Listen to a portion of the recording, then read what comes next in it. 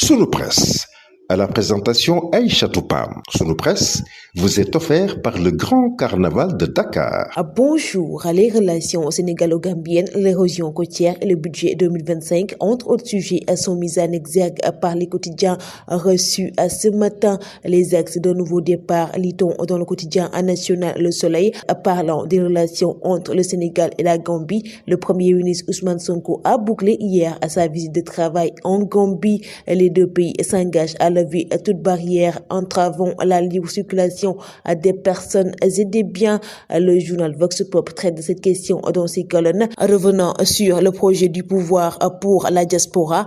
Selon le Premier ministre, Bassirou Diomaye Faye va rassembler l'ensemble des ambassadeurs du Sénégal pour redéfinir notre politique à ce sujet.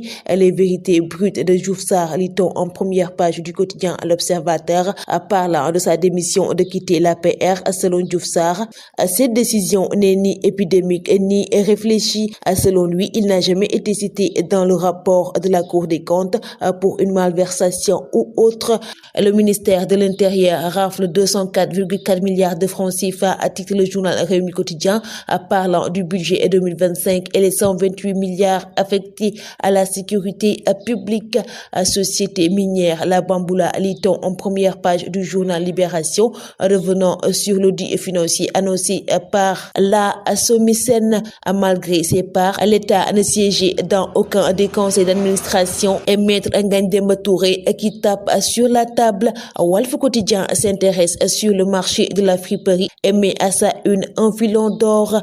Selon le journal, un conteneur de 40 pieds peut rapporter 50 millions de francs CFA. Le quotidien revient également sur les réseaux sociaux, devenu un nouveau marché. Le secteur du BTP presse le Premier ministre Ousmane Sonko, au titre le quotidien Tribune, parlant de l'arrêt massif des travaux, la suppression d'emplois dans les entreprises majeures qui ont plongé des familles dans une précarité insupportable. Le journal Sud Quotidien revient sur le plaidoyer du CRAF, cadre de réflexion sur le foncier au Sénégal concernant la réforme foncière.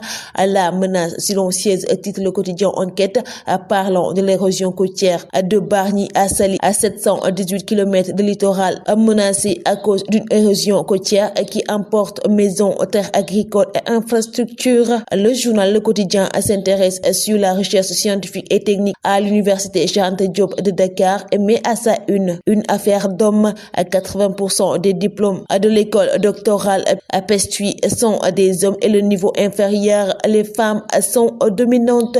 Pape Matar Sarr, le grand jeu face au reste, titre le journal Record, revenant sur le match Tottenham-Liverpool. Le journal revient également sur Iliman Ndiaye et Gana Gueye qui défient Nicolas Jackson. Le Carnaval de Dakar célèbre le riche patrimoine culturel africain.